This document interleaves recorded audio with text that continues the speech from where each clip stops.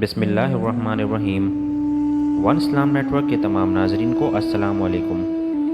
دوستوں، پچھلی ویڈیو میں ہم نے اس بات کا ذکر کیا تھا کہ جب حضرت سلیمان علیہ السلام کو پانی کی ضرورت محسوس ہوئی تو انہوں نے ہدہد پرندے کا دریافت کیا، پر وہ وہاں موجود نہیں تھا۔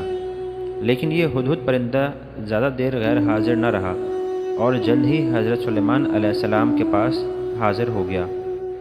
ہدہد پرندے نے حضرت سلیمان علیہ السلام نے عرض کیا کہ میں وہ بات دیکھ کر آیا ہوں جو آپ نے نہ دیکھی، اور میں ملک سبا سے آپ کے پاس ایک یقینی خبر لایا ہوں۔ میں نے ایک عورت دیکھی جو لوگوں پر بادشاہی کر رہی ہے، اور اسے ہر چیز میں سے ملا ہے، اور اس کا ایک بہت بڑا تخت ہے۔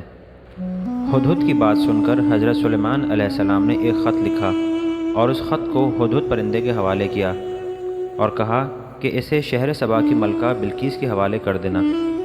خط میں انہوں نے لکھا تھا کہ تم مجھ پر بلندی نہ چاہو اور میری بارگاہ میں اطاعت گزار ہو کر حاضر ہو جاؤ۔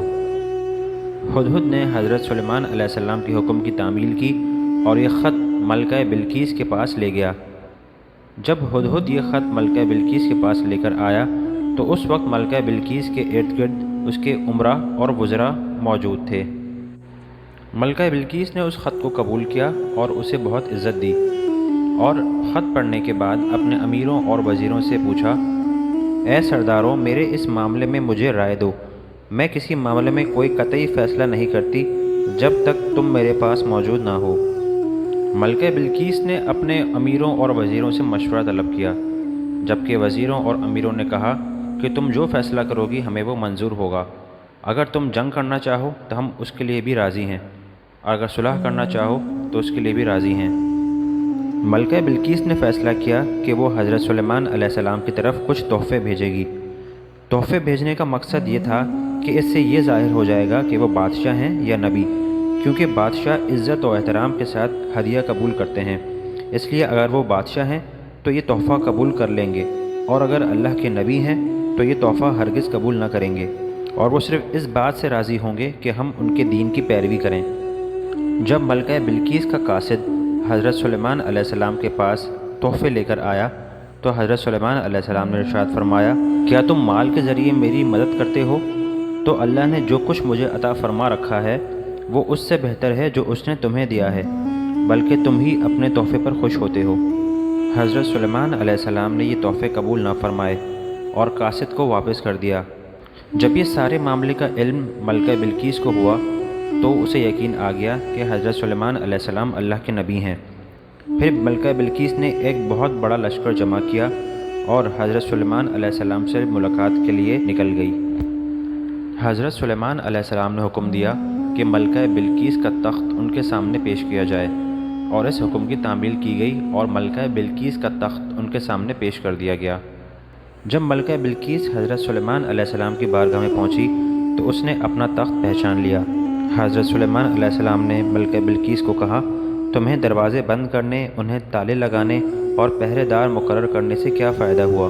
ملکہ بلقیس نے جواب دیا، ہمیں اللہ تعالیٰ کی قدرت اور آپ کی نبوت صحیح ہونے کی خبر اس واقعے سے پہلے ہدہد کے واقعے سے اور وفد کے امیر سے مل چکی ہے، اور ہم نے آپ کی اطاعت اور فرمانبرداری اختیار کی۔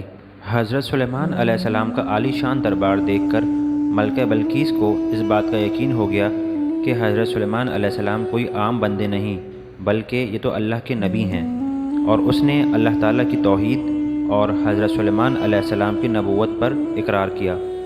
دوستوں، حضرت داؤد علیہ السلام جو کہ حضرت سلیمان علیہ السلام کے والد ہیں، سب سے پہلے انہوں نے بیت المقدس کی بنیاد رکھی، اور یہ اس مقام پر رکھی جہاں حضرت موسیٰ علیہ السلام نے اپنا خیمہ نصب کیا تھا۔ لیکن اس عمارت کے پورا ہونے سے پہلے حضرت داؤد علیہ السلام کی وفات کا وقت آ گیا، تو انہوں نے اپنے بیٹے حضرت سلیمان علیہ السلام کو اس کی تکمیل کی وصیت فرمائی، اور حضرت سلیمان علیہ السلام نے جنات کو حکم دیا کہ وہ اس کی تکمیل کریں۔ حضرت سلیمان علیہ السلام کا حکم ملتے ہی جنات بیت المقدس کی تعمیر میں مصروف ہو گئے۔ جب حضرت سلیمان علیہ السلام کی وفات کا وقت قریب پہنچا تو حضرت سلیمان علیہ السلام نے اللہ تعالیٰ سے دعا کی، اے اللہ، میری وفات جنات پر ظاہر نہ کرنا۔ دوستوں، اس دعا کے دو مقصد تھے۔ پہلا مقصد یہ تھا کہ حضرت سلیمان علیہ السلام کی وفات کا سن کر جنات کہیں بیت المقدس کی تعمیر نہ روک دیں، اور دوسرا مقصد یہ تھا کہ جنات جو علم غیب رکھنے کا دعویٰ کرتے تھے ان کا یہ دعویٰ غلط ثابت ہو جائے۔ پھر ہوا یوں کہ حضرت سلیمان علیہ السلام اپنا عصا لے کر نماز کے لیے کھڑے ہو گئے اور جنات سمجھتے رہے کہ حضرت سلیمان علیہ السلام نماز کے لیے کھڑے ہیں۔ اس حالت میں حضرت سلیمان علیہ السلام کو کئی برس بیت گئے، لیکن جنات کو اس بات کا علم نہ ہوا کہ حضرت سلیمان علیہ السلام وفات پا چکے ہیں۔ حضرت سلیمان علیہ السلام کا لمبے عرصے تک اسی حال میں رہنا جنات کے لیے کچھ حیرت کا باعث نہیں ہوا، کیونکہ وہ بار بار دیکھتے تھے کہ حضرت سلیمان علیہ السلام طویل مدت تک عبادت میں مشغول رہتے ہیں اور حضرت سلیمان علیہ السلام کی نماز بہت لمبی ہوتی ہے، حتیٰ کہ آپ کی وفات کے بعد ایک طویل مدت تک جنات کو پتہ ہی نہ چلا کہ حضرت سلیمان علیہ السلام وفات پا چکے ہیں اور وہ بیت المقدس کی خدمت میں مشغول رہے۔ یہاں تک کہ دیمک نے آپ کا عصا کھا لیا اور آپ کا جسم مبارک جو لاٹھی کے سہارے قائم تھا زمین پر آ گیا۔ اس وقت جنات کو علم ہوا کہ حضرت سلیمان علیہ السلام وفات پا چکے ہیں، اور جنات کا یہ دعویٰ کہ وہ غیب کا علم رکھتے ہیں اللہ تعالیٰ نے غلط ثابت کر دیا، اور جنات پر یہ حقیقت کھل گئی کہ وہ غیب کا علم نہیں جانتے، کیونکہ اگر وہ غیب کا علم جانتے ہوتے تو حضرت سلیمان علیہ السلام کی وفات کے بارے میں انہیں معلوم ہو جاتا۔ حضرت سلیمان علیہ السلام کی وفات کا معلوم ہوتے ہی سارے جنات اپنے اپنے کاموں سے بھاگ گئے۔ دوستوں، اگر آپ مزید اس طرح کے واقعات سننا چاہتے ہیں تو اس ویڈیو کو ضرور لائک کیجیے گا اور شیئر کیجیے گا، اور ہمارے چینل ون اسلام نیٹ ورک ہدایت کا نور کو سبسکرائب ضرور کیجیے گا۔ اللہ حافظ۔